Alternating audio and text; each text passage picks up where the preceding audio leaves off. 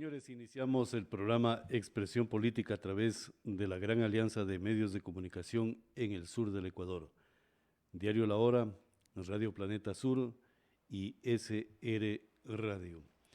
Vamos a analizar, y la propuesta que la ponemos a través de Expresión Política es el populismo de las reformas al Código Integral Penal de la República del Ecuador, para la cual están invitados dos prestigiosos jurisconsultos, conocedores de los temas jurídicos de la República del Ecuador e incluso la vertiente constitucional del Estado ecuatoriano.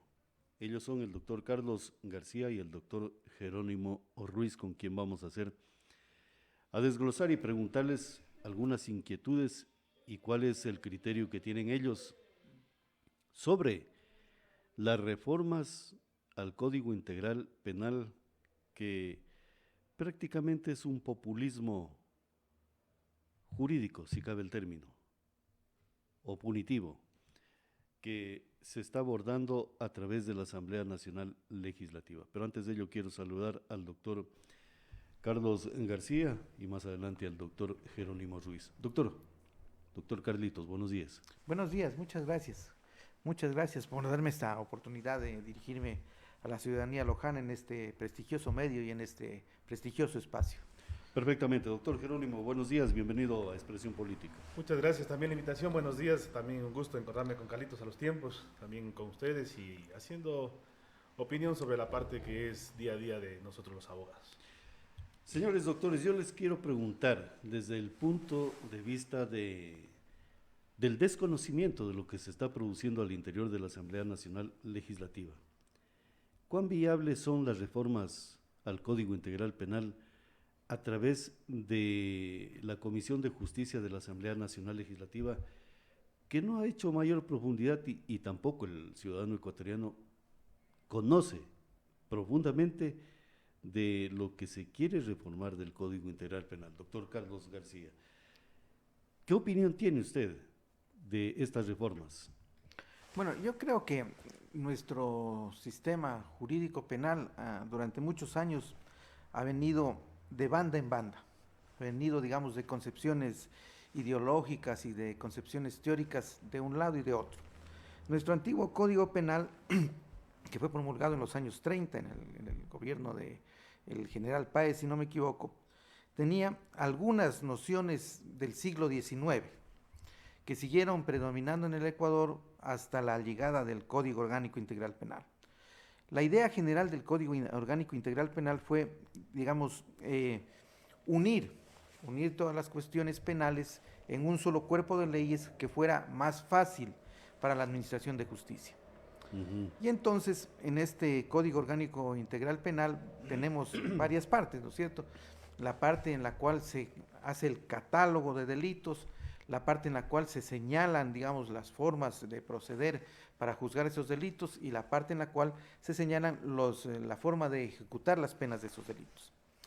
Y en todas estas partes del Código Orgánico Integral Penal rige una idea general que está en la Constitución de la República del Ecuador, que es la idea general del garantismo. ¿Qué quiere decir esto? Quiere decir que se tiene como máxima y como principio supremo que el Estado debe garantizar los derechos del ciudadano, que los derechos del ciudadano están por encima de cualquier otra consideración y que es más, digamos, o digo yo, es más sano tener un culpable en las calles que un inocente en las cárceles, ¿sí? Que ha sido más o menos una idea del derecho penal que también viene desde el siglo XVIII, ¿no es cierto? El tratar de asegurar que ningún inocente vaya a la cárcel y de proteger los derechos de los ciudadanos. Y en este sentido, entonces, siempre estamos nosotros tratando de hacer reformas al Código Orgánico Integral Penal en la idea de que estas reformas serán efectivas para reducir los índices de criminalidad y para mejorar las vidas de los ciudadanos. Pero esta idea, mis queridos amigos, es falsa. El derecho tiene unos límites. el Código Orgánico Integral Penal no puede efectivamente disminuir por sí la delincuencia, ¿no es cierto? El derecho, las normas jurídicas no son más que, digamos, prescripciones normativas que se espera que los ciudadanos cumplan y que los administradores de justicia cumplan. De manera que el derecho solo tiene vida a través de los individuos, de los seres humanos. Claro. Y si los individuos, los seres humanos fallamos, la mejor norma jurídica que puede existir falla. No tiene sentido, ¿no es cierto? Entonces, cualquier reforma no será más que al final, si es que no existe el elemento humano de aplicación de la norma, cualquier reforma no será al final sino, digamos, un monumento al ingenio jurídico de la humanidad, una gran redacción jurídica, una norma sabia, etcétera, etcétera, pero no tendrá real efectividad en la vida de los ciudadanos si es que las personas que deben ejecutarlas no lo hacen. Ahora, le digo por qué. Nosotros hemos estado en los últimos años, yo lo pongo no desde el 2007, lo pongo desde 1997, en un camino de muchísimas reformas, ¿no es cierto? Una de esas principales reformas en 1997 fue la Ley de Arbitraje y Mediación, que en un momento determinado, con un programa del Banco Mundial que se llamaba Projusticia, comenzó con una serie de reformas a la Administración de Justicia, 1997. Pero esta serie de reformas a la Administración de Justicia, en mi criterio, lo que hacían era dejar de lado nuestro tradicional sistema romano-germánico, el que ha venido siendo tradición digamos, en el ambiente jurídico ecuatoriano y de toda Latinoamérica, y acercarnos al sistema anglosajón. Y cada vez más nos vamos acercando al sistema anglosajón. Las primeras reformas al Código de Procedimiento Penal que se dieron a principios de este milenio, podríamos decir, y a finales del siglo anterior y a principios de este milenio, bueno, buscaban eso, buscaban la idea general de oralidad. Es decir, acercarnos a las formas procedimentales norteamericanas, las que vemos en las películas, ¿no es cierto? Y en estas formas procedimentales norteamericanas, quien tiene digamos, la acción pública a favor del Estado es la Fiscalía, ¿no es cierto? Mientras que antes, en el otro procedimiento, quien tenía la acción pública era el mismo juez instructor, era el que instruía el proceso penal a la manera francesa, porque esa era la manera francesa de proponer y pasaba a un tribunal. En el sistema anglosajón es el fiscal el que persigue el delito, es el que inicia las etapas del proceso penal, es el que finalmente presenta las pruebas al tribunal penal en la etapa de juicio, ¿no es cierto? Y nosotros hemos ido acercándonos gradualmente a ese sistema anglosajón. Ese sistema anglosajón es también tremendamente garantista, como lo somos en la actualidad. Y es tremendamente garantista por una cuestión esencial. En los países anglosajones existe una confianza ciega en los jueces y en la capacidad que tienen los jueces para administrar justicia. Y digo yo que esa capacidad, esa confianza ciega que existe en los países anglosajones, en los jueces, en la capacidad que tienen para administrar justicia, se debe a esa ética protestante que es propia de esos países, que impide, digamos, tienen una conciencia moral que les impide hacer cualquier cosa deshonesta en su gran mayoría, ¿no es cierto? En estos países anglosajones desarrollados, el juez, es inconcebible que un juez pueda actuar equivocadamente. O sea, confían en ese blindaje moral del juez. Del juez. Una cosa. Dos cosas. El sistema anglosajón está basado en precedentes y no en codificación como el nuestro, ¿no es cierto? Las codificaciones, los códigos son excepcionales. Y tienen más confianza en los precedentes que han venido dando los jueces anteriores, y en el conocimiento que tienen los jueces anteriores, y en la sabiduría que tienen los jueces anteriores. Ahora, esto tiene cosas buenas y cosas malas. El sistema del common law anglosajón tiene un juez, dos personajes que son los más alabados. Uno es John Austin, que es más o menos el inventor de la idea de la jurisprudencia anglosajona en Inglaterra, y el otro es Oliver Wendell Holmes, que es el inventor del sistema jurídico de juzgamiento norteamericano. Estas personas en varios textos tratan los diversos problemas jurídicos, ¿sí? Y esos diversos problemas jurídicos en el sistema anglosajón se van renovando cada día con los precedentes. Hay que estar al día en los precedentes para poder litigar. Pero, ¿qué sucede? Sucede que estos precedentes que ellos los encuentran como novedad todos los días en nuestro derecho del sistema románico, ya son cosas más que antiguas y más que resueltas hace siglos. Y que, habiendo sido resueltas hace siglos, han entrado en la codificación ya como cosas previstas, ¿sí? Digamos, como un derecho prefabricado que se puede utilizar a la carta en cualquier momento, y no como el derecho que tienen que fabricar en ese momento los países anglosajones. Yeah. Estamos hablando de la doctrina. De la doctrina. No, y también, claro, de la doctrina jurídica. De manera que para ellos, asuntos que para nosotros son de una sencillez extrema, se les hacen de una complejidad enorme. Y llevan también a unos tremendos errores judiciales, a veces a personas que están cercanas a la pena de muerte, etcétera, etcétera, ¿no es cierto? Es decir, el sistema anglosajón de ninguna manera, en mi criterio, es perfecto ni es preferible a nuestro propio sistema. Ahora, ¿en qué otro momento nos estamos acercando mucho al sistema anglosajón? Nos estamos acercando mucho en el sistema de precedentes jurisprudenciales de la Corte Constitucional y también en menor medida en el sistema de precedentes jurisprudenciales de la Corte Nacional de Justicia, que pasan a ser precedentes obligatorios. En este momento, y no me dejará mentir aquí mi colega, el doctor Ruiz, en este momento la jurisprudencia de la Corte Constitucional es una masa de materiales casi inabarcable. Es tremendamente difícil conocer todos los fallos de la Corte Constitucional en todas sus partes. Primero porque son fallos, no digamos de 2 o 3 páginas, son fallos de 45 páginas, etcétera, etcétera. Segundo porque, como han señalado varios de esos famosos constitucionalistas televisivos, en numerosas ocasiones la Corte se contradice. Y lo que dice en una sentencia lo desdice en otra, ¿no es cierto? Entonces, esta masa de materiales que es amorfa, esta masa de materiales que es en muchos sentidos contradictoria, ha venido a complicar enormemente el derecho ecuatoriano y con gran disgusto de la población, porque encuentran una cosa que los anglosajones llaman la objeción contramayoritaria, y que se ha dado, en mi criterio, específicamente en 2 casos recientes en el país. Uno es el caso en 3 casos. Uno es el caso del matrimonio igualitario.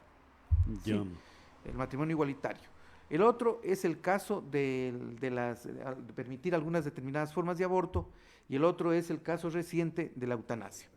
Tres casos, digamos, ¿cómo es lo que dicen? Emblemáticos de la Corte Constitucional, esa palabra que tanto gustaba en otro tiempo, emblemáticos, ¿no es cierto? Entonces, estos casos emblemáticos ponen en evidencia esta idea de la objeción contramayoritaria.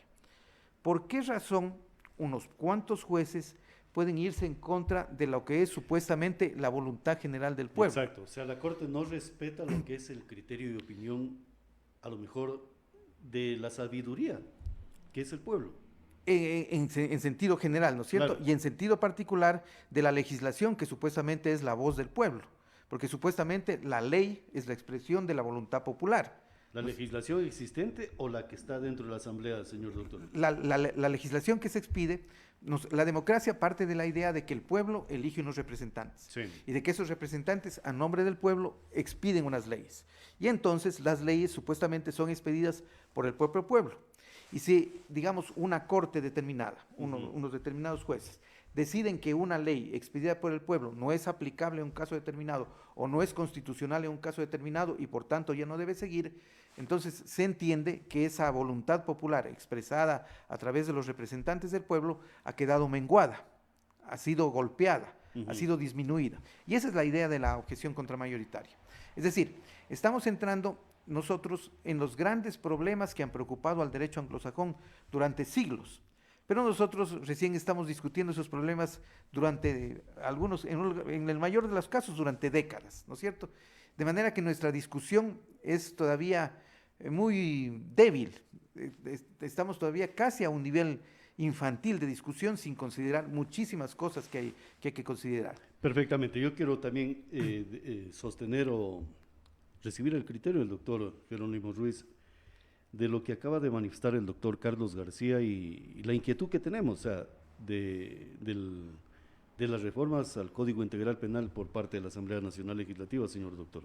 Bueno, más o menos para hacer un preámbulo con lo que decía el doctor Carlos, aún nos falta, incluso en esta importación de sistemas judiciales y sistemas penales, el tema de los juzgados, porque recordemos que al día de hoy todavía sigue administrando justicia por parte de los jueces, y recordemos que ya no son sistemas distintos al nuestro, ya viene la administración de justicia, incluso la decisión de los fallos por parte de la conformación de tribunales, donde se integra gente de la sociedad,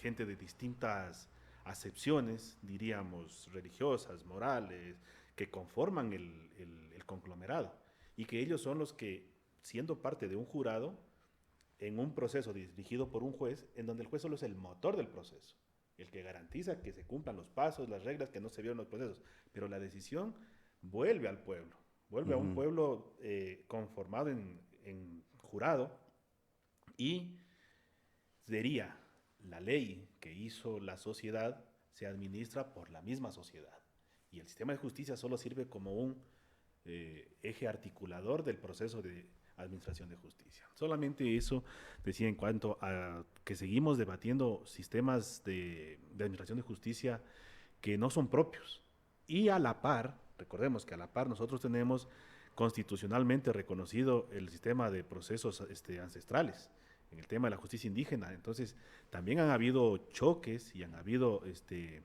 bastantes complicaciones en cuanto a lo que significa en sí el sistema de administración de justicia del Ecuador. Ahora, en la otra parte, yo creo que sobre la base de la pregunta, la procedibilidad de las reformas actuales al COIP, primero recordemos que la base neta de la Asamblea parte de un derecho anterior, que es el derecho de participación. Entonces, recordemos que el derecho de participación está dado a todo ciudadano que sea mayor de edad, ¿no es cierto? Que sea capaz y que no tenga algunos impedimentos que señala el Código de la Democracia. De esa premisa sería una delegación de representación popular pura, legítima, en personas que van a construir el esquema legal, el esquema del orden social local. Ahora, en esa variedad de personas tenemos gente que a lo mejor sea diestra en la rama del derecho en una mínima expresión, digamos, muy poca persona conozca lo que es el derecho. Otros vendrán de las partes empresariales, de las partes económicas, financieras, de todo lado, porque se supone que la casa legislativa es la casa del pueblo. Entonces, el debate netamente jurídico en una casa del pueblo donde todos no conocen al 100% lo que técnicamente se utiliza en el derecho, es complicado. Ahora, es efectivo que el sistema público, el servicio público tiene para sí mismo, se reserva el hecho de tener gente o servidores eficientes y servidores que purifiquen.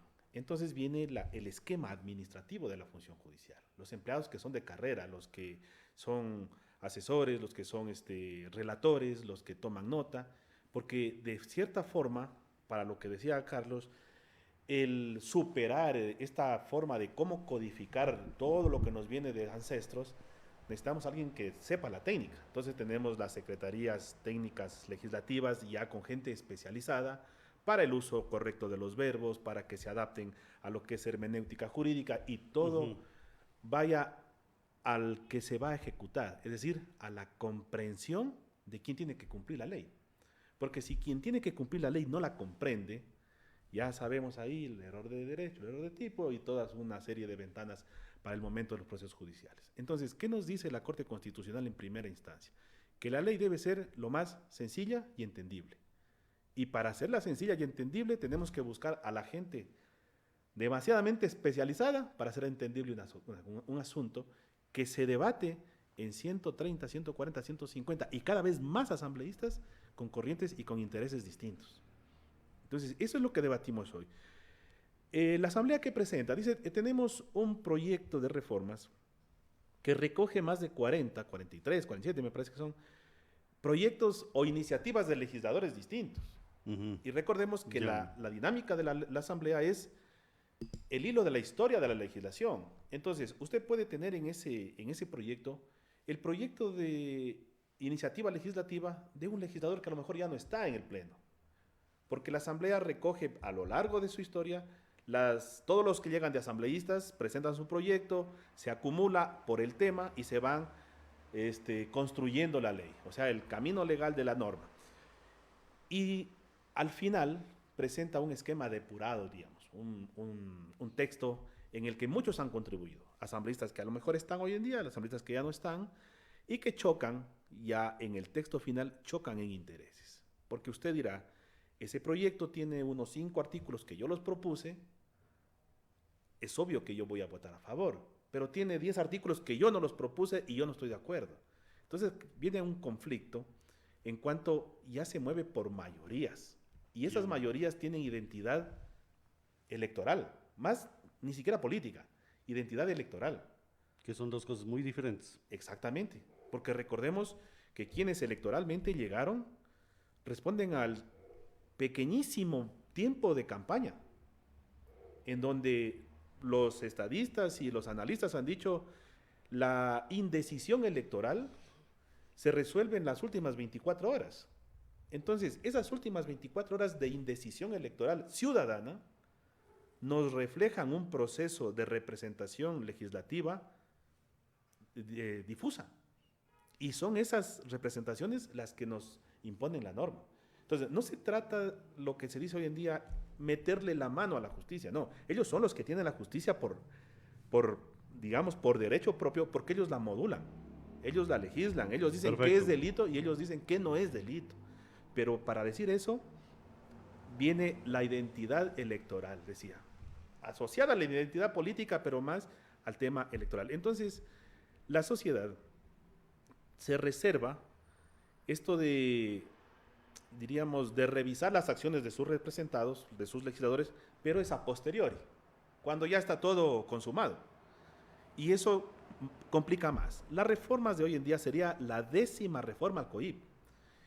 Y yo comparto con lo que dice el doctor Carlos, que venimos como las bandas de un lado a otro, choca en el uno, choca en el otro, choca en el otro, y eso genera, o esto se ha generado por lo que ha sido la representación legislativa bien difusa, y porque nos hemos olvidado del debate jurídico real, sino porque hemos convertido a la norma en el debate político. Entonces, el análisis de una norma está diseñada para ver a quién le favorece o a quién no le favorece. Claro. Y nos olvidamos de la esencia del derecho puro y duro. Pero esa esencia está en la sabiduría, a lo mejor intelectual, que habría que irla revisando y puliendo. Efectivamente. Pero no en el tema político, peormente en el tema electoral. Y estas reformas al Código Integral Penal creo que son del orden electoral, ni siquiera de orden político, para saber, bueno, cuál es mi posición como actor político. Efectivamente, porque veníamos de una realidad social que es la que condiciona, el constructo social condiciona el comportamiento electoral, porque veníamos de una realidad en que nosotros empezamos a ver lo que no teníamos en el Ecuador. Sicariatos que se transmitían o que se filmaban y se difundían. Uh-huh. Recuerde que las primeras imágenes que nos vienen a nosotros de actos atroces son en la invasión de los grupos talibanes y las decapitaciones que se difundían reciente en los primeros teléfonos celulares. Claro. Entonces, para nosotros eso parecía lejano, parecía ajeno y parecía bárbaro, porque asociábamos que Medio Oriente o que las culturas orientales eran bárbaras y que hechos de esos jamás iban a llegar a la castellana o a la, diríamos, a la inmaculada ciudad de Loja. Hoy lo vivimos y lo vemos y lo difundimos y lo tenemos. Entonces, esta variación de lo que se alimenta la mente social viene a generar que las leyes que tenemos no están sirviendo. Entonces, hagamos ajustes. Pero nos olvidamos de revisar todo el esquema de la administración de justicia y todo el sistema de la delincuencia. Entonces decíamos, veníamos de un discurso en que veíamos ya el incremento de sicariatos. Venimos luego a una realidad social, sicariatos a la luz del día, porque antes había asesinatos o ejecuciones extrajudiciales tal vez clandestinas, pero ahora a la luz del día, balaceras, luego vemos amotinamientos en lo que sería para hacer digamos, usar un término primitivo, digamos, la depuración o la rehabilitación. Recordemos que los centros o las cárceles decían, no es cárcel porque en la cárcel suena feo. Digamos que ahí es el centro para rehabilitar y para reinsertar al delincuente, porque la misión de la cárcel comúnmente conocida era, yo traigo una persona que cometió la falta, le someto a un proceso, entre comillas, rehabilitador para que se reinserte a la sociedad. Entonces era un lugar donde se iba como a corregir a la persona que cometió un delito. Pero después lo vemos que ese lugar es, para Vox Populi, la universidad del delito. La escuela del delito. La escuela del delito, claro. Porque decía, si entró por una infracción de tránsito y el sistema penal le pone 30 días, en 30 días ya tuvo que pagar vacuna, ya se rozó con otro tipo de delincuentes y al día 31 que recupera su libertad ya es parte de un esquema delictivo más grande. Entonces vemos que la garantía de la administración de justicia al imponer las sanciones o las penas en los jueces y reducirlos todos en un mismo saco no estaba frenando lo que el fin, diríamos, del derecho penal, que es acomodar la sociedad o corregir o sancionar las conductas para tener una sociedad ordenada. Este discurso o esta realidad modifica. Entonces la gente empieza a desconocer sus propios derechos y dice, yo prefiero arriesgar mi vida con que cualquiera tenga un arma, pero la quiero tener yo. Ya. Entonces, venimos al populismo penal o al populismo jurídico penal y recogemos las tesis punitivas, olvidándonos del garantismo que decía Carlitos. Entonces, en cierta forma, la sociedad actual dice, es preferible renunciar a un poco de garantías y tomar un poco de lo punitivo porque ya no damos más. Y empiezan los procesos de reforma en donde el más elegante y el más guapo es el que dice, yo ofrezco 15 años, no, yo pongo 20. Y sale otro y dice que le den cadena perpetua, porque eso es populismo penal. Se olvida de la esencia de la rehabilitación y de la convivencia en sociedad para ver quién oferta más penas sobre determinado tipo de delitos. Y eso es lo que se está debatiendo. Entonces, la reforma, muchos la condenan porque dice, es buena porque incrementa penas, incrementa sanciones. Otros la observan porque dice, a ver, es irrelevante que las pongan más o menos. A la final, el que pone la sanción es el juez o es el tribunal. Y otros van más allá, dice, es que a la final el delito, la delincuencia organizada, no le interesa ni siquiera lo que diga el código ni lo que diga el juez. Le interesa que el fiscal no le acuse. Entonces, el sistema de evasión del derecho penal ya no es lo de antes. Hoy estamos con esquemas mucho más grandes de delincuencia organizada en lo que dice, mientras no te acusen, no hay proceso. Entonces, no hay miedo a que la sanción diga cadena perpetua, a que los jueces sean probos y demasiado calificados y que tengan el código de penal en la cabeza y se sepan todas las sentencias y todas las situaciones, porque al final nadie le va a acusar porque tiene la titularidad de iniciarle un proceso penal. Claro. Entonces, el debate jurídico debería ser ahí. ¿Tenemos un sistema que garantice evidentemente sancionar conductas atípicas o conductas tipificadas? ¿O estamos simplemente en un nuevo baile, en una nueva ronda en la que decimos, este artículo le favorece a Juan, este a Pedro, y todo es populismo? Porque dentro de eso se debaten dos cosas fundamentales. La primera es la reserva de la investigación fiscal. Y esas son las alarmas que ha disparado Fiscalía, porque dice, yo debo mantener el secreto de todo, porque mantener el secreto me permite dar resultados. Pero la sociedad dice, oiga, usted ha tenido el secreto 10 años. ¿Y qué ha hecho con ese secreto? No vemos.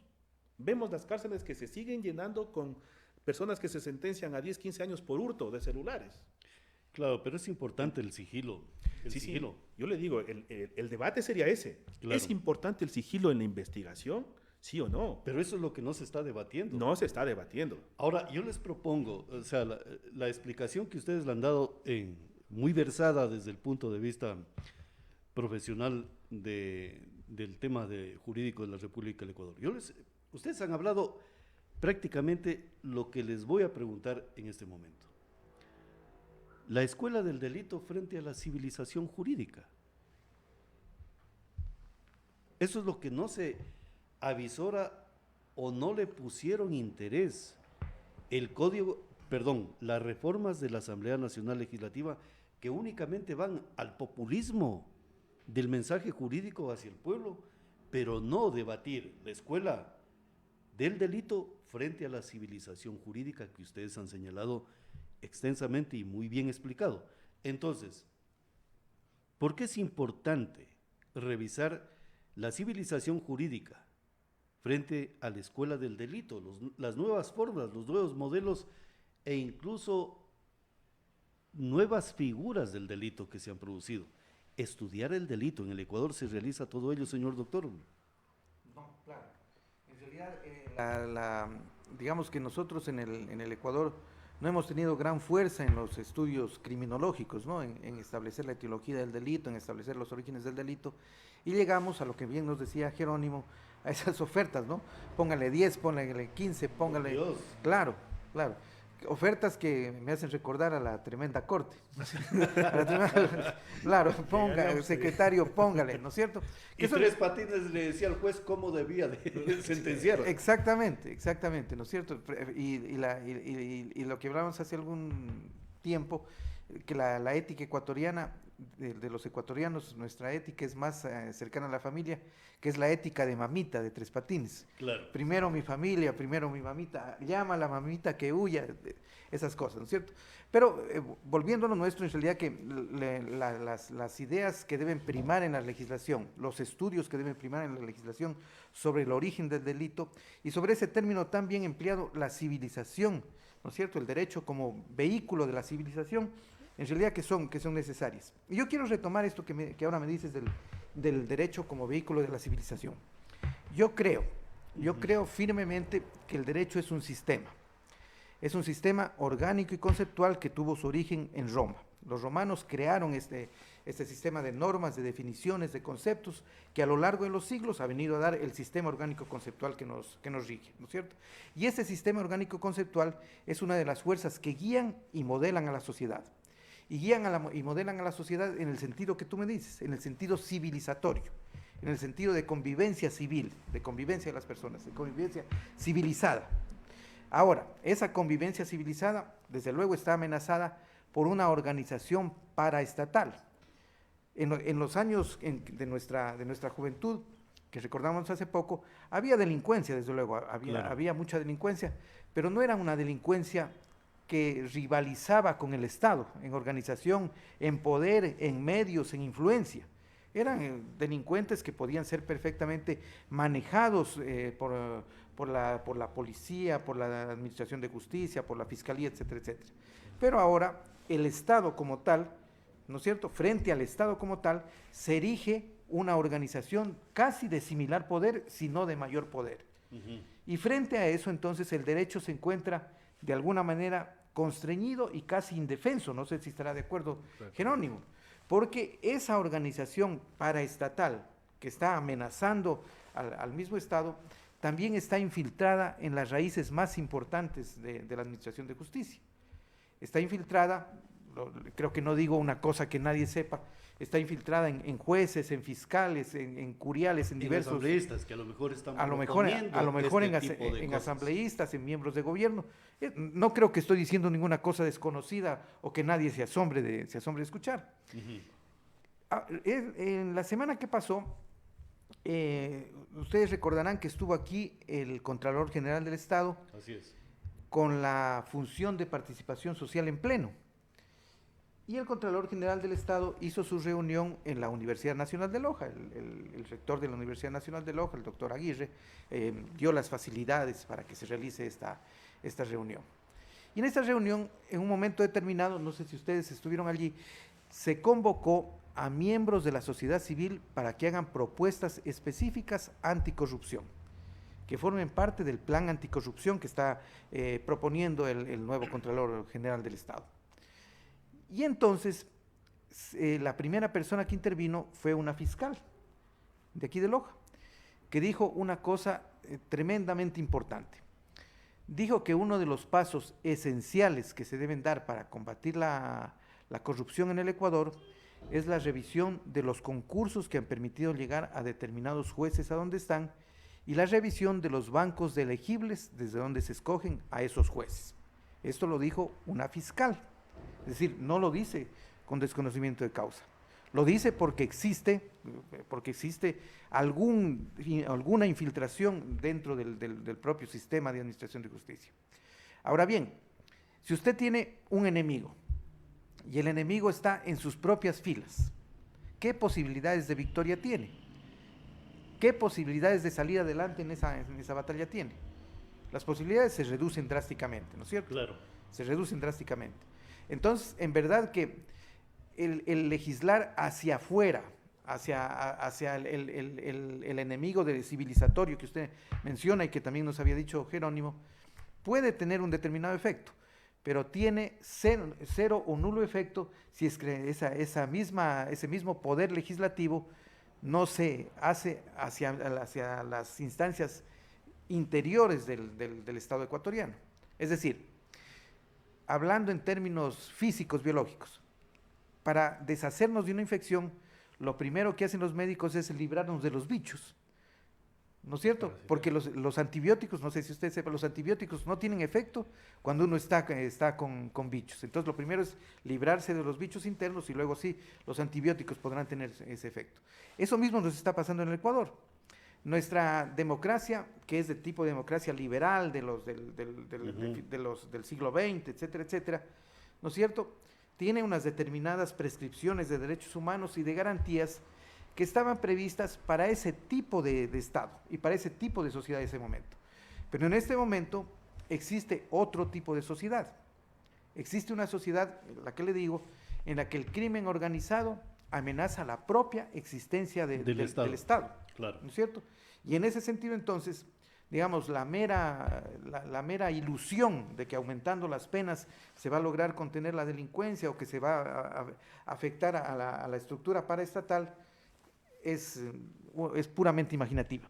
Ahora, ¿de qué manera podríamos combatir nosotros a ese enemigo gigante del Estado que es la delincuencia organizada?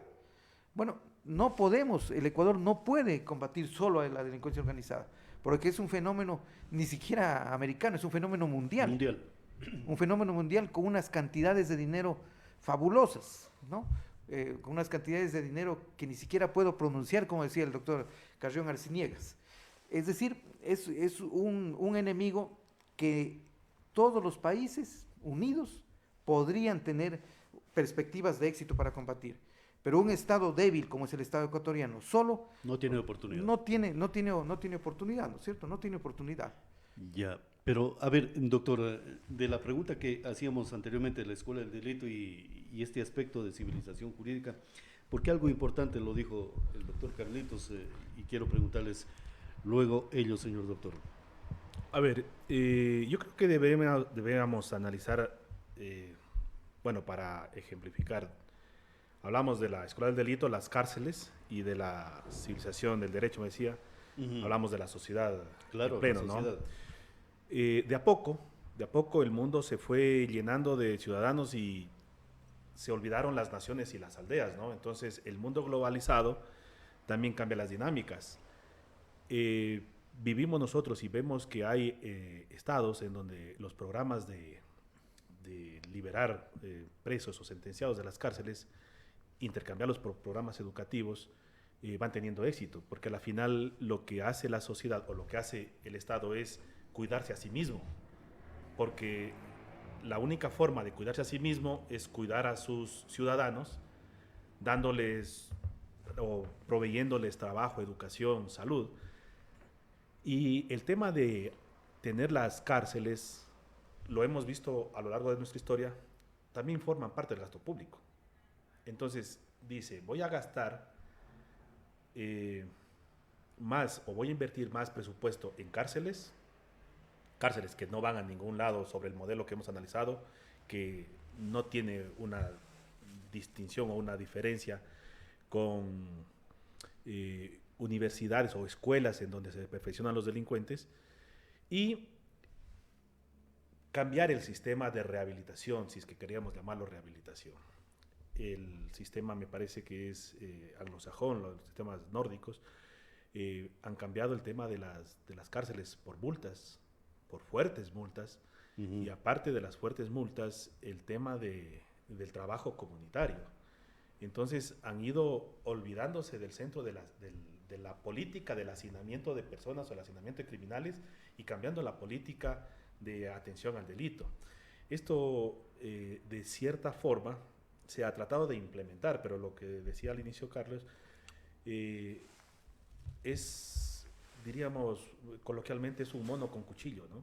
O un mono con metralleta, porque a la final le hemos dado una conducta de comportamiento jurídico a una sociedad que no tiene esa percepción moral para aplicarlo.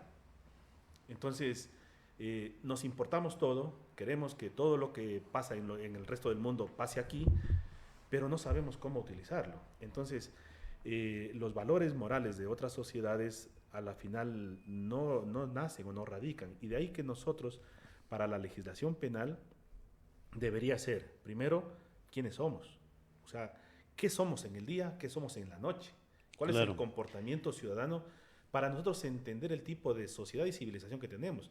Ahora, sobre el tema de la civilización y en el derecho, si bien nosotros tenemos ya esquemas milenarios, los romanos, recordemos que nos pusieron en la parte de los derechos civiles el matrimonio. Y el matrimonio era el matri de la matriz de la mujer, como el derecho de la mujer a ser madre. Y recordemos que el concepto de la familia era célula fundamental de la sociedad. Entonces, la familia era la célula que contenía el derecho romano. Pero cuando asistimos a la implementación de conceptos distintos a los tradicionales de la familia, y recordemos que la alianza romana, Iglesia Católica, hace el tema que la única forma de concepto de familia sea el mismo del concepto religioso. Entonces, esa alianza, diríamos, ideológica, teológica, es la que se imprime a través de leyes.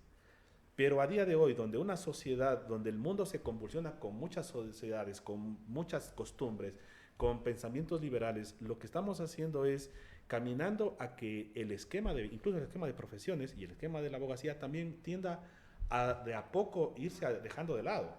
Porque recordemos, nuestro mismo sistema y nuestros mismos legisladores y nuestros mismos jueces y nuestros mismos abogados en el aspecto del garantismo, ¿qué nos ha dicho?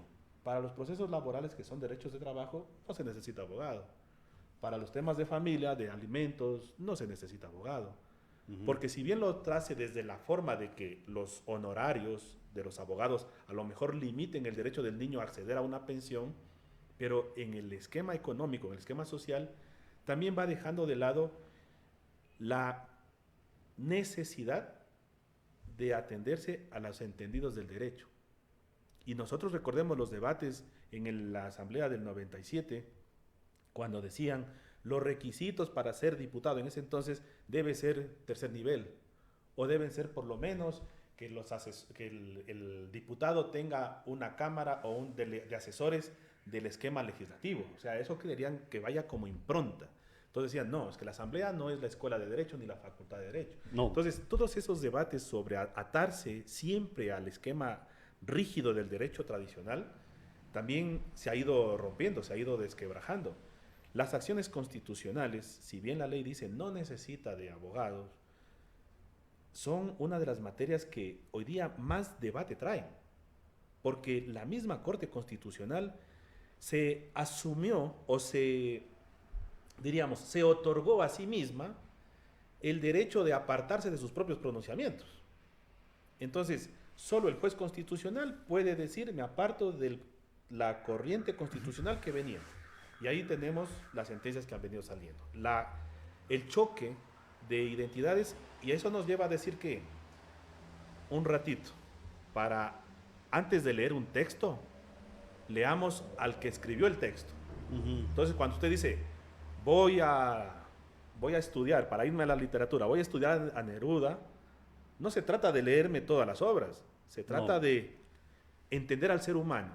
Y cuando nosotros analizamos las sentencias que decía Carlos, vamos y nos encontramos con que las corrientes de pensamiento de los jueces constitucionales, los unos ubicados en los progres, los otros ubicados en los sistemas más tradicionales y los otros ubicados en sistemas conservadores radicales, ya sabemos más o menos para dónde tienden, para dónde van los tiros, como decimos. Claro. Entonces, eso a lo mejor sea una quimera en el que vayamos a tener un concepto social único del derecho. Es más, le digo, cada vez vamos relegando al sistema de abogados. El proceso de mediación de la nueva Constitución del 98, cuando implementa los centros de mediación y arbitraje, ya le dice no necesita abogados. La oralidad le reduce a que el esquema del juicio sea lo que no se dijo en juicio no pasó. Yep. Entonces, toda esa cultura de irse despojando del elemento que articula las sociedades, como es el derecho, también hace que la sociedad vaya renunciando a su obligación de respetar las leyes. Pero yo le veo una situación allí, por ejemplo, de deshacerse, si cabe el término para que la ciudadanía nos entienda, de el auspicio o tener el abogado para poder defender nuestros intereses sociales, jurídicos y políticos. A lo mejor es intencionado. Eso le decía, es que el comportamiento social hace creer que el individuo puede defenderse solo. A criterio personal posiblemente sí, pero no. Y creo que todo el mundo pensaría que puede defenderse mejor que le defiende el abogado. No, claro, porque hay una situación, y aquí viene, a lo mejor intencionadamente el populismo jurídico lo hace en esa variante para decir, yo te voy a garantizar que tú te vas a defender en un tribunal sin necesidad de pagar al abogado, porque no es únicamente cancelar un recurso económico, sino tener el auspicio civilizado jurídico. ¿Por qué digo civilizado jurídico? ¿Quién es el que realiza estudios? Hace filosofía de lo que ustedes han venido diciendo, la costumbre, el derecho, la historia, no solamente el constitucionalismo, sino de procesos. ¿Quién los realiza? Es el abogado que tiene conocimientos de los cuerpos jurídicos, no solamente internos de una república, sino también externos, y hace legislación comparada. Un ciudadano no lo hace, porque él dice, yo soy inocente. Así todas las directrices digan, no, tus actos son los que estamos aquí observando. Entonces mi inquietud,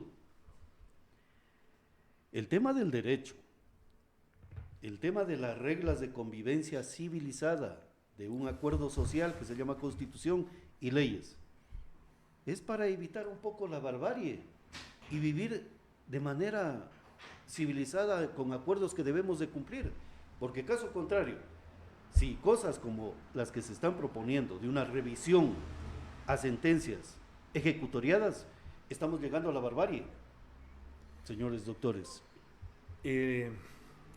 Lo que decía, la conducta o la tradición nos nace a nosotros de dos líneas.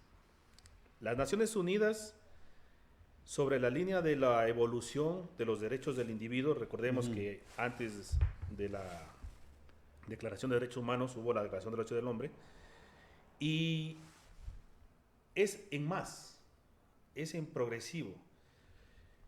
Entonces, por un lado, nosotros tenemos la corriente del garantismo de las Naciones Unidas y cada una de sus herramientas que, en cierto modo, quiere una sociedad de entendimientos en las que no se transgreda los derechos de nadie.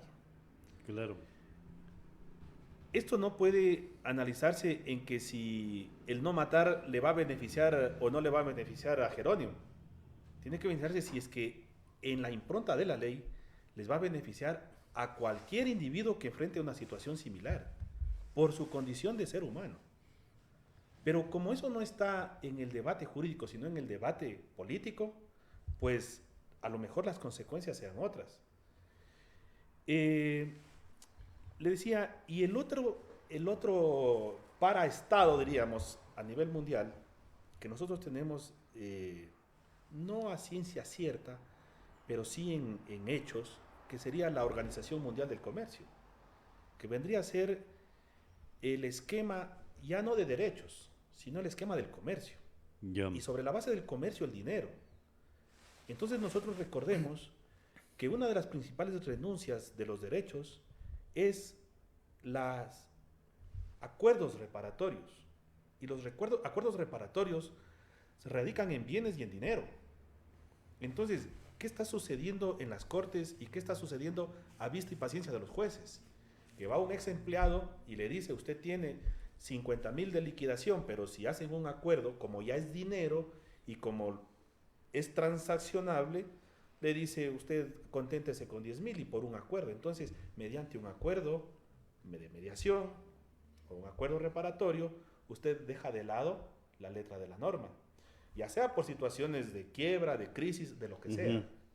Pero hay la ventana, y esta es la ventana fundamental que nosotros no la estamos viendo no solamente en el debate de las reformas al Código Integral Penal, sino en el debate de las preguntas del referéndum y de consulta popular, en la que establece el sometimiento del Ecuador a las cláusulas de los contratos de los acuerdos arbitrales. Entonces, ¿quiénes manejan los acuerdos arbitrales a nivel mundial? La Organización Mundial del Comercio, en donde todo se reduce a dinero. Entonces, ¿qué está sustituyendo lo que decíamos, el ejercicio del derecho? El acuerdo económico. Entonces, ¿qué ha sustituido o cuál es el eje de la corrupción dentro de los sistemas de justicia, de los sistemas de control, de los sistemas administrativos? Es el dinero. Entonces, muchos ciudadanos sí dicen, yo prefiero 50,000, 100,000, hoy me los vivo, chulla vida, lo que sea. Estamos empezando a desconectar al ser humano de sus raíces, porque ya no piensan en la herencia a los hijos. Dice, no, gástate, cómete la plata, pero para comerme la plata necesito dinero, y si es dinero más rápido, pues qué mejor. Y ese es el constructo social nuevo en el que de a poco hace renunciar. Entonces le decía, si nosotros nos vamos a atar a leyes, pues tenemos al otro lado dinero. Claro, pero la puso muy bien este señor doctor Jerónimo. Claro, el tema comercio y el otro estado, el paraestado que ustedes dicen, o la parte de esto que construye la escuela del delito, dan un mensaje: gana dinero más rápido que trabajando en la parte civilizada. Es que ese es el cebo. Claro, entonces muchas de esas acciones humanas van por esa ruta. Busco rápido la riqueza sin el menor costo de sacrificarme obteniendo una riqueza legítima. Exactamente. Recordemos recordaba muchas anécdotas, digamos. Hágase rico en un mes. La gente lo que quiere es la sensación de abundancia lo más pronto. Claro. Y ese diría es el cebo para que el crimen organizado opere. Porque ya vemos generaciones de jóvenes en las cuales se desentienden de la formación académica. Sí. Se desentienden del mundo empresarial, sino que caen producto de la ilusión de la abundancia, se comprometen con situaciones delictivas y son los primeros que llenan los centros penitenciarios, que llenan los centros de rehabilitación social. Y sobre la base de esa gente que tiene la ilusión de hacerse millonario de la noche a la mañana, que no tiene compromiso con sus nuevas generaciones, que no tiene compromisos afectivos de constituir familia, ni de tener hijos, ni de construir patrimonios, tiene solamente su compromiso consigo mismo, con sus satisfactores humanos de momento. Soy joven, quiero la farra, soy ya más avanzada de edad, quiero mis bienes, pero para mí mismo. Entonces, ese constructo social, que no es de aquí, es global, viene a desaparecer, de a poco va desapareciendo. Entonces, pensamos que el modelo jurídico nos conduce a eso, que se resuelva. ¿Cuántos accidentes de tránsito se resuelven en dinero? Casi todos. ¿Cuántas sanciones laborales se han omitido o se han eludido por acuerdos económicos? Muchísimas.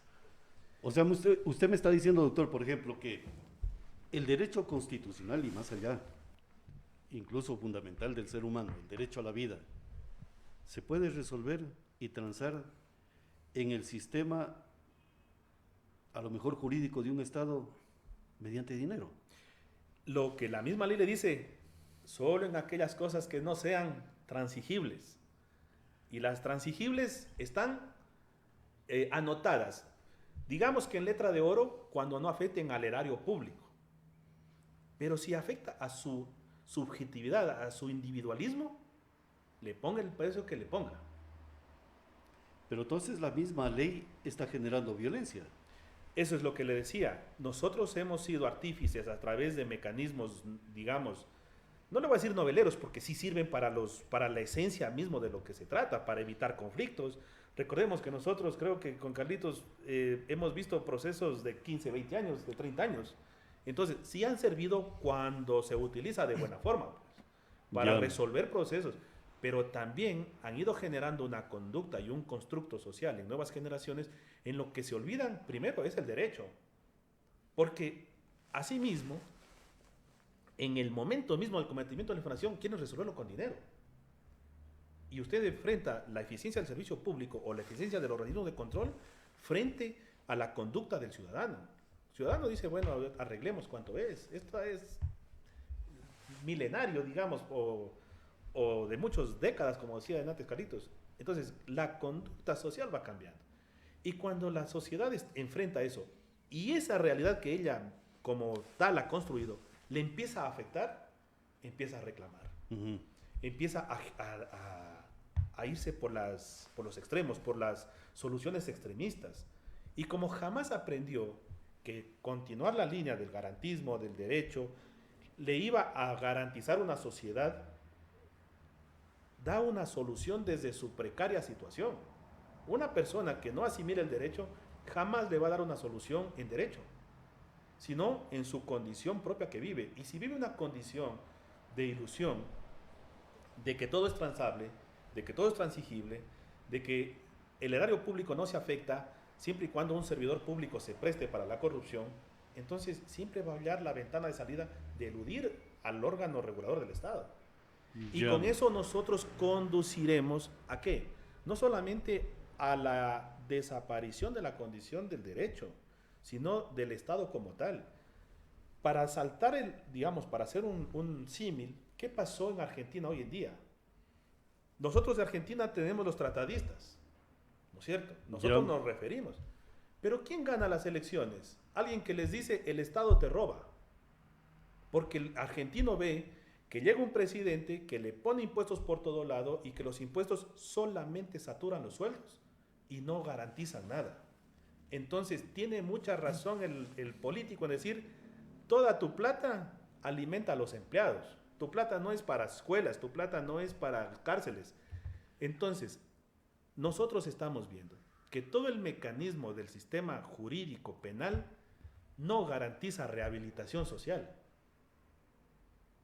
Y cuando usted me dice civilización del derecho, escuela del delito, nosotros vemos que la escuela del delito persiste por sí misma.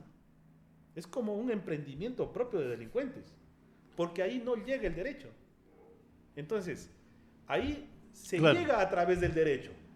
No se llega con el derecho, ni tampoco les interesa respetar el derecho. Efectivamente, porque el sistema ha colapsado. Porque ellos tienen su propia cosa nostra, o sea, sus propias leyes. Sí. Ellos las regulan y las dictan. Ahora, y las ejecutan. Claro, y lo más grave es que ya no pertenece a la banda que se robaba las bicicletas, pertenece a un esquema mundial que ya le decía, ya no lucha contra el Estado ecuatoriano, sino lucha contra sistemas estatales para implementar sus propias... Ahora, yo les consulto a los dos jurisconsultos que están aquí en Expresión Política, el doctor Carlos García y el doctor Jerónimo Ruiz. El sistema dictado y aprobado desde Montecristi falló en el Ecuador e intentan hacerlo colapsar o intentan hacerlo revivir con estas reformas al Código Integral Penal propuestas por quienes mismos redactaron la Constitución. El modelo de justicia está dentro de la Constitución de Montecristi y todo lo que han venido señalando ustedes. Entonces, mi inquietud es, cuando el presidente del Ecuador, el señor Daniel Noboa, le dice al pueblo ecuatoriano, el Estado ecuatoriano entra en una guerra interna porque prácticamente fuerzas de la escuela del delito, para ir señalando, prácticamente están operando o intentando o ya casi han reemplazado al Estado civilizado. Esa es mi inquietud que tengo. Porque en este momento, esta declaratoria de guerra nos está diciendo, hay un Estado paralelo que está funcionando en todas las ciudades del Ecuador y territorio del Ecuador. Claro. Señores doctores. Claro. Bueno, antes de eso, Sí, y es están en totalmente su derecho. relevante la pregunta, antes de eso quisiera yo referirme a algunas de las cosas que tan acertadamente ha dicho Jerónimo sobre el papel del derecho en la sociedad y sobre el decreciente interés en el propio derecho, ¿no es cierto? En el propio derecho como regulador de la vida social. Y otra cosa que acabas de decir tú que es muy importante. Estas organizaciones paraestatales que están opuestas al derecho como elemento civilizatorio, a su vez, paradójicamente, deben tener normas también. Claro. Deben tener su propio sentido del derecho para poder subsistir y para poder regularse y para poder crecer, ¿no es cierto? De manera que el derecho orientado al bienestar social, que es el derecho que Jerónimo, yo y todos nosotros defendemos, se ve enfrentado a otro tipo de normatividad que está orientado solamente al bienestar individual, al lucro de unas determinadas personas, ¿no es cierto? A esas posibilidades de riqueza fácil, de riqueza inmediata, de vive la vida, de hay que aprovechar el momento, etcétera, etcétera, de las que estábamos hablando. Y esto, desgraciadamente, no es solo característico de las organizaciones delincuenciales, es característico también del sistema financiero mundial. Recordemos las recientes crisis económicas en Estados Unidos, lo que hizo Bernard Madoff, lo que hicieron todas esas grandes empresas, esas grandes corporaciones de los bonos basura, ¿no es cierto? Esas grandes empresas, digamos que, por decirlo coloquialmente, se pusieron entre las piernas toda la legislación financiera norteamericana en pro de buscar ganancias de millones, ganancias exorbitantes de millones para sus accionistas, ¿no es cierto? Y eso, digamos, fue el ejemplo más caóticamente delincuencial, podríamos decir, que una organización supuestamente legal como las grandes financieras lo hizo. Es decir, el desprecio del derecho que también nos explicaba aquí Jerónimo, no se da solo en las organizaciones delincuenciales, se da también en los grandes grupos financieros globales, que tienen precisamente similitud de metas con las organizaciones delincuenciales. Es decir, el lucro desmedido sin consideración de estados, individuos o cualquier clase de ética o de moralidad. Van, digamos, en la mira, van por allí. Y el derecho, que había sido siempre el límite para ese tipo de personas, ahora se ve tremendamente disminuido. Ya específicamente hablando de la Constitución del 2008, de la Constitución de Montecristi. Yo, perdón, aquí la cuña, publiqué hace poco un artículo en una revista española que se llama La Constitución Ecuatoriana como experimento y como ejercicio colonial. ¿Ya? ¿En el sentido de qué? En el sentido de que nuestra Constitución, la Constitución boliviana y la Constitución venezolana, con la forma en la que fueron concebidas, con el grupo de académicos españoles que fueron los que le dieron las ideas generales, ¿no es cierto? En gran parte... Tiene mucho de España. Claro, en gran parte... mucho de España. En gran parte es un experimento. Sí. Es un experimento. Y el Ecuador es la víctima de ese experimento. Somos los sujetos experimentales. somos lo que los filáticos dicen conejillo de Indias y nosotros decimos cuyes, ¿no es cierto?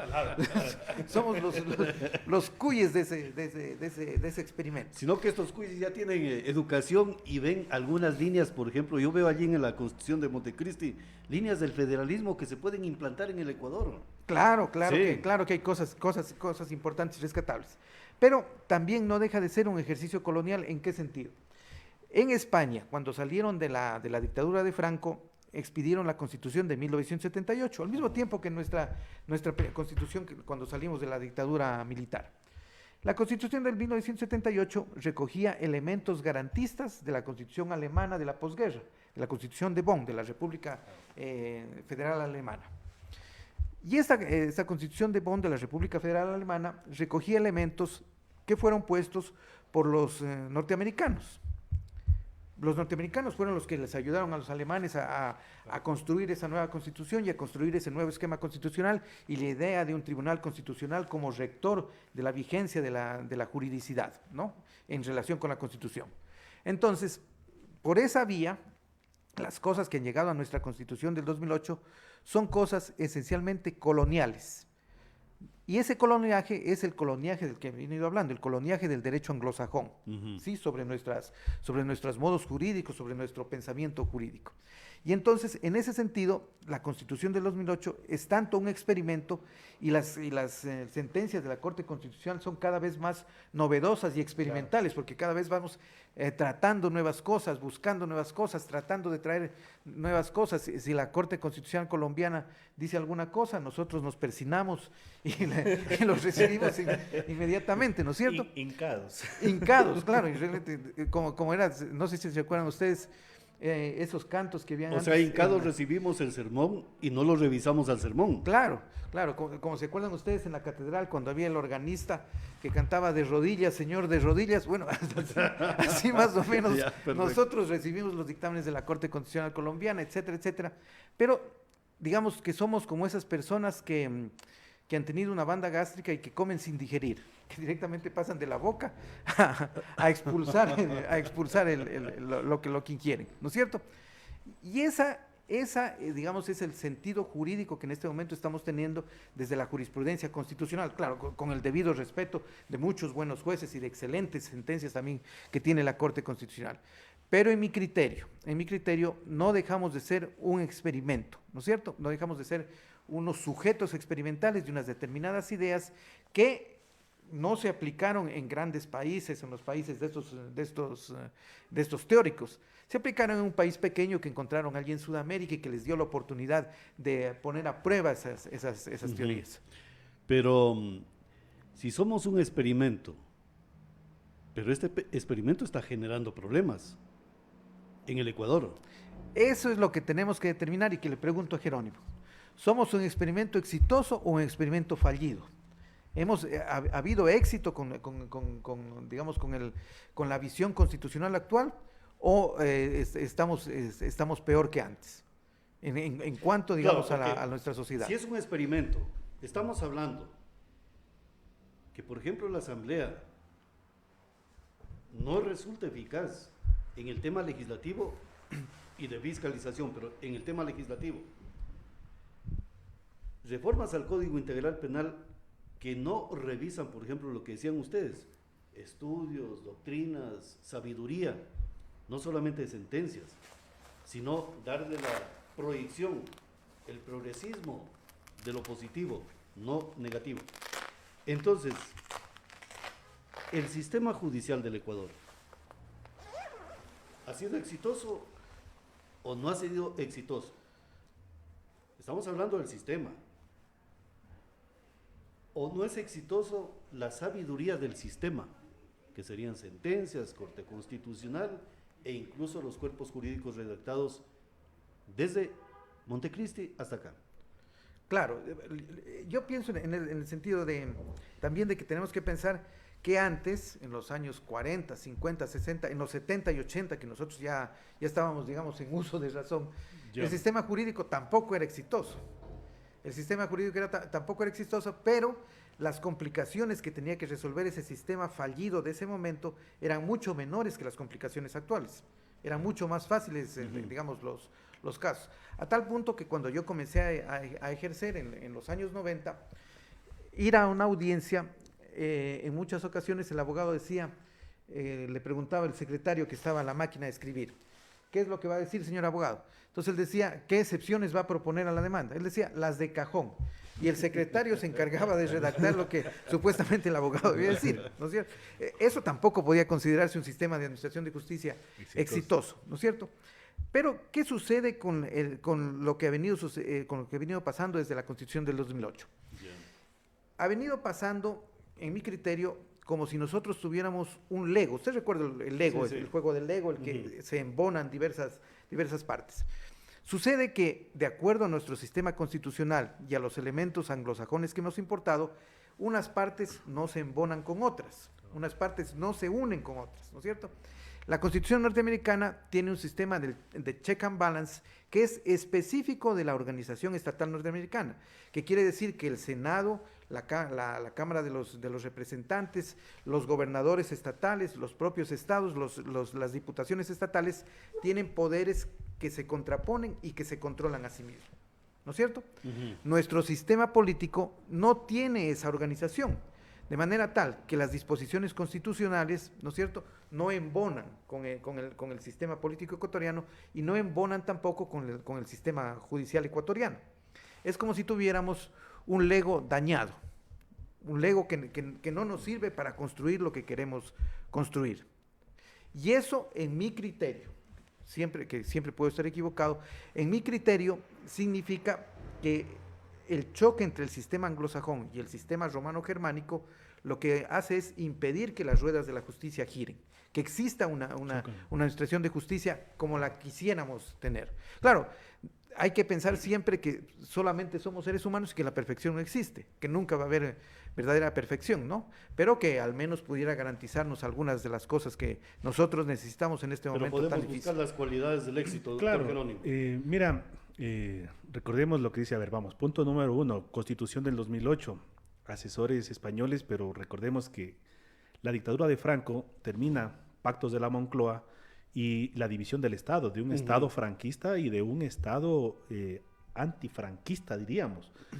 Y nuestra parte experimental constitucional, muy símil de Venezuela, muy símil de Bolivia, sucesos políticos de la región del momento, y nosotros nos tomamos no a la España, digamos, no a la España de Corona o a la España real, sino a la España vasca, porque recordemos que los componentes son muchos catalanes, de temas independentistas, de temas autonómicos, y nosotros, si revisamos, somos, creo que, uno de los únicos países en donde las autonomías nacen de arriba hacia abajo, porque las autonomías españoles van de abajo hacia arriba, como producto de expresión soberana. Y nosotros tenemos una gran traba de la Constitución sobre la conformación de las regiones y la desaparición de las provincias, la aparición de los gobernadores regionales y la desaparición de los gobernadores. Entonces, en ese sentido, la Constitución como concepto de organización social autonómica y comunitaria no se desarrolla. Entonces, si analizamos a día de hoy, no se desarrolla. No. Ni fracaso ni éxito. Ahora, sobre el sistema penal. El sistema penal, recordemos que la Constitución del 2008 nos dice: la inseguridad del Ecuador es porque hay extensivas normas penales. Uno ya no sabía a qué norma jurídica le infringió, porque más de 5,000 cuerpos legales fueron dados de baja mediante el sistema de depuración después de la Constitución del 2008, y dijeron: a ver, vamos a hacer un sistema penal con un cuerpo único, para que todo el mundo sepa.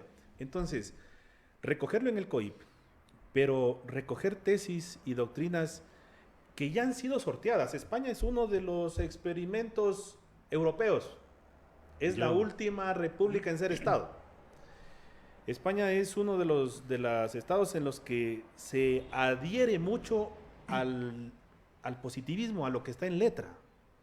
Y por eso también España es uno de los que más juicios ha perdido dentro del sistema europeo. Pero los países nórdicos España, ¿qué hace? Copia de Alemania, copia de Francia, licúa y algo saca. Y de eso nosotros mande para Ecuador. Entonces, esa consecuencia de conceptos distintos, de muchas veces mal traducidos, es lo que nosotros aplicamos. La aplicación de los derechos de igual manera. Pero nosotros sembramos en Montecristi la progresividad de los derechos. Es decir, que aquello que ya se ha ganado no sea quitado por nadie. ¿Dónde está, yo creo, desde mi particular punto de vista, el error de Montecristi? El error que el sistema de orden social lo atamos al sistema electoral, con periodos electorales extremadamente cortos. Y para una sociedad ecuatoriana en donde nos cansa todo al poco tiempo, es peligrosísimo. Y es lo que vivimos hoy. Ya. Mire, en lo local, el alcalde ya le quieren hacer revocatoria. El alcalde tiene por norma hacer una ordenanza para removerlos, para revalorizar los bienes. Lo hacen saltándose el código tributario. Lo hacen el último día del año. Hacen la ordenanza, la aplican, la cobran y se saltan porque necesitan dinero para el municipio. La gente le cansó ese tipo de cosas, ya quiere revocatoria. Entonces, si nosotros tuviéramos un concepto de orden, de proyección a futuro y de respeto a los tiempos razonables en los que se ordenan las cosas, podríamos considerar que podríamos valorar de éxito o de fracaso. El Código Penal a los 2 años ya estuvo reformado. Inmediatamente, el COIP. Y de ahí, ¿por qué? Porque entraron nuevos asambleístas. Las ordenanzas municipales cambian de concejales, cambian los conceptos de ordenanzas. Entonces, el tema de Montecristi, yo creo que es un gran acierto en el tema de la progresividad de derechos. Y el 425, si no me equivoco, en la escala, y yo creo que ese es el segundo factor de las reformas de hoy en día, en lo que dice la pirámide, nosotros la que aprendimos, y vamos a Kelsen, esa pirámide en cierta forma deja como una ambigüedad. Solo en caso de derechos humanos, los tratados serán superiores a la Constitución. Pero ¿qué nos dice la reforma? Ya no solamente los tratados, sino los informes de las comisiones. Entonces, el debate de hoy en día es de qué solemnidad pública obligatoria para el Estado ecuatoriano le son los informes de las comisiones de los organismos reconocidos por la Corte Interamericana de Derechos Humanos y por las Naciones Unidas. Una especie de comisión especial. Nosotros sabemos que nosotros no tenemos tribunales especiales, pero acá, ¿qué valor le vamos a dar a una comisión especial internacional que tiene la venia de la Corte Internacional de Derechos Humanos? ¿Qué significa eso para nuestro ordenamiento jurídico penal en atención a hacer prueba nueva en el derecho de revisión de casos? Ya. Eso está en debate hoy en día. Entonces, el 425 se reformula, dice, a ver, vamos a respetar tratados internacionales de derechos humanos, sí, pero excepcionalmente por esta reforma entrarían por la ventana o por el techo o por debajo de la puerta los informes de las comisiones de derechos humanos. En cuanto a la cuestión, por eso le decía, en ese caso, ¿esto es progresivo o esto es regresivo? Porque si yo digo un informe más va a ser parte del debate jurídico de la situación penal de una persona, ¿es progresivo o regresivo? Esto es sobre los 2008. Sobre el tema que me decía Carlitos, el tema de... decíamos 2008, ¿no es cierto? Decía, ¿esto es éxito o fracaso? Me decías tú, ¿no es cierto? Entonces, yo creo que sobre la base del éxito o fracaso, el derecho penal no lo podríamos definir como éxito o fracaso porque cada sociedad tiene sus reglas y se mide a sí misma. Y la parte final que tú me decías era 2008, el tema de éxito o fracaso. Y el decreto del presidente, algo así, creo fue la última. El tema del presidente sobre el decreto de emergencia. Yo coincido totalmente con lo que el presidente dice. Haber tomado 2 decisiones que él mismo dijo, los 2 gobiernos anteriores no la tomaron. Lenín Moreno y Guillermo Lasso. Reconocer que hay un conflicto interno, te decía, el primer paso para la enfermedad es reconocer la enfermedad. Y él reconoce que hay un conflicto interno, pero no lo hace de la forma tibia que lo vinieron haciendo con los decretos de emergencia. Lo hace de una. dice, aquí hay un conflicto armado interno con un organismo que no es estatal, Sí. le concede un estatus que ni en el derecho de guerra le reconoce, en donde tiene que frenarse bajo aniquilación o rendición.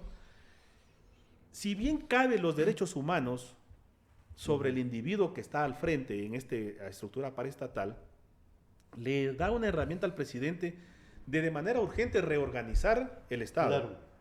Y decir que se va a atar a los tratados internacionales, pero ya no de lucha contra la delincuencia, sino de lucha contra el terrorismo, que es una figura que aparece después del derribamiento de las Torres Gemelas, De las Torres Gemelas, y exacto. que aparece como gran parte de otro tipo de estatus. Pero la pregunta allí es, y rápidamente porque tenemos pocos minutos, si se acoge e invoca las líneas jurídicas de la guerra contra el terrorismo, el bioterrorismo, porque así fue después de Sí. las Torres Gemelas, entonces se está diciendo directamente a la Asamblea, muchas de las cosas que están escritas en el Código Integral Penal no me ayudan a combatir algo que está presente y que es a lo mejor saboreado por todo el pueblo ecuatoriano, saboreado con las debidas disculpas y características, o sentido o soporta el pueblo ecuatoriano la presencia de estas fuerzas que quieren acabar con el Estado civilizado del Ecuador. Entonces, si eso ocurre, allá hay un mensaje directamente a lo que es el Código Integral Penal y a lo que intenta hacer la Asamblea Nacional Legislativa con estas reformas. Doctor Jerónimo y doctor Carlitos, decían sobre el tema progresismo.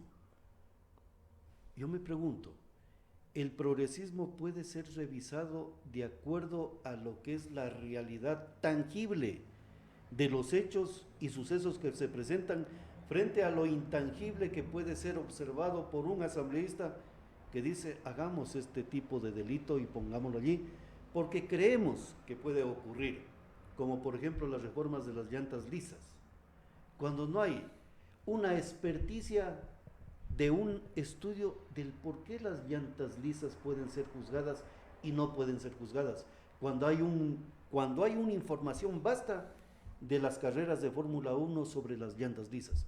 Entonces, eso me llama a mí la atención. Derechos progresivos a lo mejor pueden ser mermados su intensidad de acuerdo a realidades tangibles, señores doctores.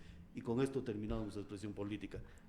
Sí, para que termine Carlitos, invertirla, para que termine con el broche de oro.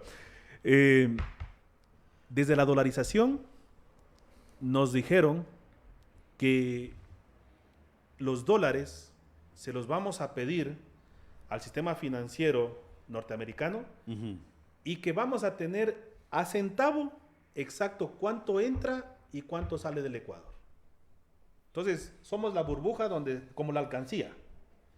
Entonces, si hay situaciones anómalas, atípicas, vinculadas al delito transnacional, está en la ruta del dinero la solución. Para no ver las noticias, estamos rompiendo televisores. Entonces, no está en el Código Penal, está en la ruta del dinero. ¿Y quién tiene el monopolio? Recordemos, todo el sistema de servidores públicos se ha firmado cuando uno es servidor público, el levantamiento de sigilo de las cuentas. Sí. Entonces, la UAFE sabe exactamente la radiografía del movimiento económico de todos los servidores públicos. ¿Quién tiene y quién no tiene? ¿Quién tiene y quién no tiene? Y cómo se mueve el dinero. Claro. La superintendencia de bancos, más allá del sigilo que tenga, pero tiene el control del movimiento de dinero. Entonces, aquí no estamos moviendo dinero en maletas. El dólar se mueve en transacciones. El presidente hizo una reforma interesante en cuanto a la bancarización de las transacciones. Que está bien. Pero los notarios siguen haciendo escrituras en las que dice que le compró una casa en $100,000 y que declara haberla recibido a entera satisfacción. Entonces el notario tiene que decirle, a ver un ratito, muéstreme por ley la bancarización de la transferencia. Y no puede haber una escritura más en la que se transgreda o diga, declara haberla recibido en dinero de curso legal. Sí o no, que es una cláusula que la ponen en todas las compraventas. Sí, señor. Y ahí está la base de la elusión bajo la anuencia del servicio público. Pero doctor, allí, por ejemplo, esa perspectiva, si cabe el término, o esa visión, ¿de quién es? Del servidor público, del ciudadano como tal, pues. Y si no la ve el servidor y el ciudadano, porque dice, bueno, yo como ciudadano quiero que rápido me entreguen la escritura, el resto a lo mejor eso no me interesa. Pero es deber, sí de la academia, sí de los colegios profesionales y de los mismos abogados, decir, bueno, aquí hay una parte que nos parece que tiene vacíos o que hay que darle un estudio pertinente para aclarar la ley. Sí, y eso iba. El deber del abogado, y recordemos que el Código de Ética de los Abogados, que tanto se combatió, ¿qué decía? ¿Y qué es lo que estaba incluyendo también el Código Penal? La actividad profesional a favor del delito. Porque si bien nosotros hemos analizado que hay mucha inteligencia y mucho dogma en cuanto a organizar una sociedad a través de la profesión del derecho, claro, pues también hubo una amenaza en decir, no defienda delincuentes, no defienda, si usted está en la trama de que le hizo la escritura, le hizo la declaración juramentada de este tipo que resultó narcotraficante, entonces usted es parte de la red. O sea, también se ha perseguido el tema de la profesión a mansalva. Entonces, también deberíamos revisar la calidad o el concepto del abogado como tal en para quién presta el servicio, para organizar la sociedad o para contribuir al tema bajo el esquema de que tiene una buena remuneración. Entonces, todo eso podríamos establecer a dónde aportamos. Entonces, le decía, la ruta del dinero por el proceso dolarizado es tener la sartén por el mango. La ruta del dinero da toda la información. Porque estamos diciendo, hemos reemplazado el derecho por el dinero, y quien controla el dinero es dos instituciones públicas, Superintendencia de Bancos, UAFE, recorrido y ruta del dinero, sabe cómo lo transfiere. Todo servidor desde Montecristi tiene la obligación de declarar o de liberar su sigilo bancario, de declarar que no tiene dinero en paraísos fiscales. Pero recordemos que los dos decretos presidenciales, el uno de Lenín Moreno y el otro de Guillermo Lasso, ¿qué hizo? Que el impedimento de servidor público que tenga deuda con el Estado pueda ser subsanado con un acuerdo de pago. Entonces, ¿a dónde se crean los mecanismos de fragilidad para penetrar el sistema público? Y recordemos de dónde salió los actuales personas que están investigadas, miembros de altos cargos públicos que tenían estos conflictos, que jamás debieron ser funcionarios públicos, pero que entraron vía decreto de excepciones. Y que a la final son ellos los que están acusados de haber perpetrado los delitos. Todo esto, le decía, yo creo que debemos revisarlo ya en conducta social y sobre todo, este es el análisis que en las 24 horas antes de dar el voto debería tener la gente. No el que hizo la campaña, la más bonita foto, el esfero, sino decir, esta es la esencia del Estado que queremos y a dónde nos conduce. Claro. Las reformas no nos van a librar de la criminalidad está en la forma de construir sociedades, en la forma que permitimos. Hoy nosotros vivimos la explotación minera, el oro es un mineral precioso, de mucha valía, a la cual nosotros no sabemos si están también los mineros enfrentando procesos de vacunación, de robo del oro. Claro. Solo lo vemos en películas, pero a lo mejor vive aquí. Y nosotros somos el daño colateral de este sistema de búsqueda de riqueza inmediata que está implementado en el nivel mundial. Doctor Carlos García. Sí, en realidad muy de acuerdo con lo que nos ha dicho aquí Jerónimo, muy esclarecedor de cómo está la situación actual. Y de eso quería yo rescatar la función social de la abogacía. Y parte de la función social de la abogacía no solo es el mantenimiento y el fomento del orden jurídico, sino también la educación a la ciudadanía. El abogado como agente formador en derecho de sus clientes, de las personas con las cuales tiene contacto, ¿no es cierto? El abogado no puede ser el defensor ciego de todo lo que le dice el cliente. El abogado debe ser la persona que dirija jurídicamente y éticamente las acciones de su cliente. Muchas personas dicen, muchos colegas dicen que el abogado es una especie de fuerza ciega, que habiendo sido contratado por un cliente puede defender lo que sea y donde sea y de la forma que sea. No creo que es así. Dicen muchos. Claro, mucha gente dice. Claro, pero esa es una perspectiva totalmente errónea, ¿no es cierto? Totalmente errónea. Es una perversión allí al Una tema perversión del trabajo del abogado. Una perversión del trabajo y de la misma idea de la abogacía, de la misma idea de lo que decían los romanos, de un sacerdote del derecho, que es lo que debería ser el abogado. Entonces, el abogado también tiene esta función pedagógica de formación social y de guía social.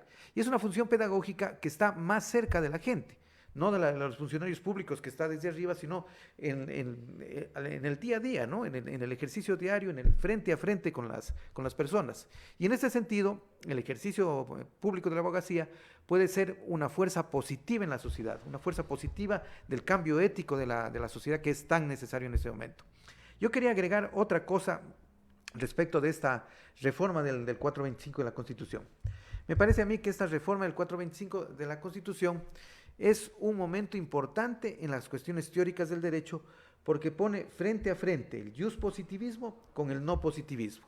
Claro. Digamos, el positivismo dice que en general tiene preeminencia la norma y lo que él se llamaba la norma básica, obedece al primer legislador, y que deben estar fuera de las cuestiones jurídicas, otras cuestiones metafísicas como la moral, etcétera, etcétera. El no positivismo dice que en determinadas circunstancias, en determinados casos, la moral, las costumbres de la sociedad, etcétera, etcétera, sí pueden intervenir en el derecho. En este caso, si nosotros atendemos a dictámenes del Comité de Derechos Humanos de las Naciones Unidas o de la Comisión Interamericana de Derechos Humanos, no son dictámenes esencialmente jurídicos, claro. Son dictámenes que rozan más la moralidad, ¿no es cierto? Uh-huh. Es decir, yéndonos a un extremo no positivismo jurídico, digamos, esa reforma podría tener su sentido. Pero en el sentido que yo defiendo, en el sentido de un positivismo atenuado, creo que no podrían tener, digamos, la aprobación o no deberían tener la aprobación de la Asamblea. Perfectamente, señores, yo creo que estamos sobre el tiempo ya. En expresión política nos falta más tiempo para seguir analizando, porque ni siquiera hemos topado el tema de los cerca de 80 artículos a la reforma del Código Integral Penal, principalmente el tema de las sentencias ejecutoriadas y el tema de revisión. Claro, la quinta instancia sería en este momento. Sí, yo creo que son los dos temas, la publicidad de la investigación y la revisión. Y el tema de la Fiscalía de entregar información antes, que tiene que mantenerse su sigilo por situaciones de investigación y todo lo demás, por seguridad jurídica también y por defender los derechos positivos y negativos. Doctores, muchísimas gracias. Gracias a ustedes. Muchas gracias. Gracias también a ustedes, amigos, por la gentil sintonía de Expresión Política. Un buen resto del día. La Alianza Informativa, Diario La Hora, SR Radio, Radio Planeta 106.1 FM, presentaron Expresión Política con Pablo San Martín Rodríguez. Expresión Política, la mejor ruta de opinión. Una producción de Diario La Hora, SR Radio y Radio Planeta 106.1 FM.